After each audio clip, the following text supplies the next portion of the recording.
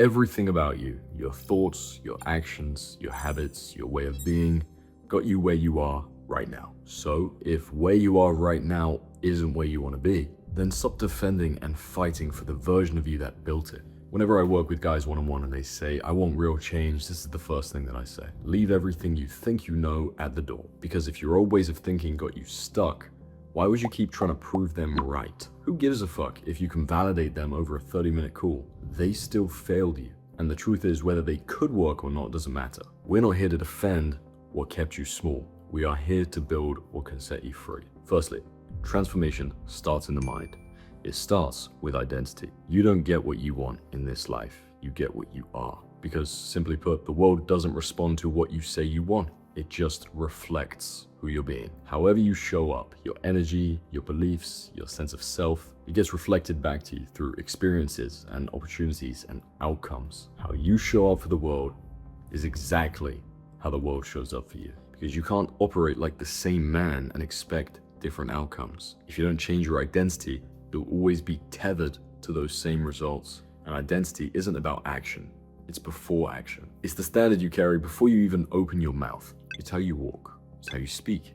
It's how you think. It's how you handle resistance. And beliefs have a massive role in identity shifting. Every time you defend a belief that no longer serves you, you tighten the chains around your own growth. So leave it behind. Detach from being right and care only about what works. Only about what moves you forward. Because you want to know the truth? You won't just become the man one day. You decide it.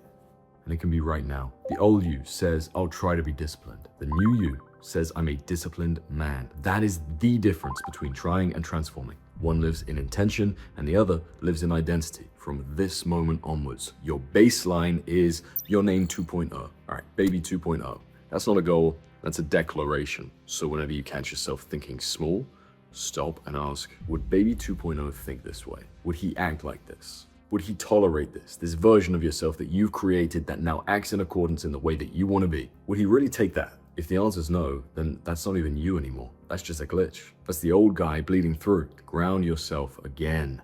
I'm baby 2.0. He's already here.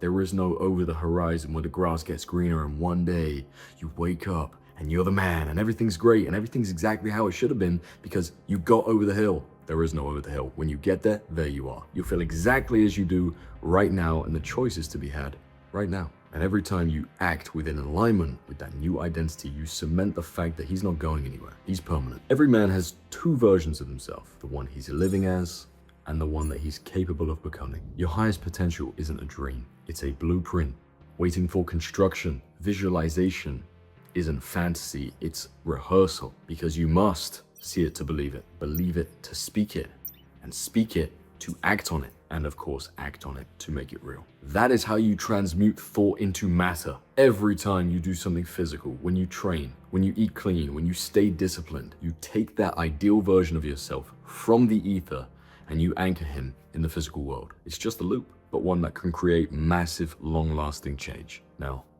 your environment, this either feeds your future or tethers you to your past, because you can't think like a champion while living like a loser. Everything that you surround yourself with matters. The people you talk to, the content you consume, the energy you allow, because your mind is fertile soil. It doesn't care what you plant, and it will grow whatever seed you drop. So if you feed it distraction and negativity and then cheap dopamine, don't be confused when that is all that your life grows. I want you to audit what you allow in, because you are programming yourself every second, every scroll, every conversation, every song. You're planting something, and what you need to do is feed your future and starve your past. All right, I want to turn this into something tangible, something you can think about daily and reflect on. Here's what I want you to do. Ask yourself this daily. What did baby 2.0 do today that the old me wouldn't, right? That one question is going to keep you honest. It's going to keep you accountable, because baby 2.0 doesn't procrastinate. He doesn't break promises to himself. He doesn't chase validation. And if you ever catch yourself slipping, you don't panic. You just recognize that's simply the old you trying to sneak back in. That'll happen. And you just gotta shut the door on his ass. Each time you act in alignment, you just cement the new guy even deeper into existence. He's not temporary. He's not an idea. He's here right now, because you are acting in accordance with exactly how he would. What's the difference? There isn't one. So here's the closing challenge. The world will always mirror who you are. So change the reflection by changing the guy standing in front of it. Because before you ever look like him, before you ever talk like him, before you ever live like him, you have to learn how to think like him. Because your thoughts create your identity, and your identity shapes your behavior, and your behavior writes your future. So stop waiting to become him. Start thinking like him right now, today. I want you to walk into every room as if he's already arrived, and watch how quickly the mirror changes. Much love, okay?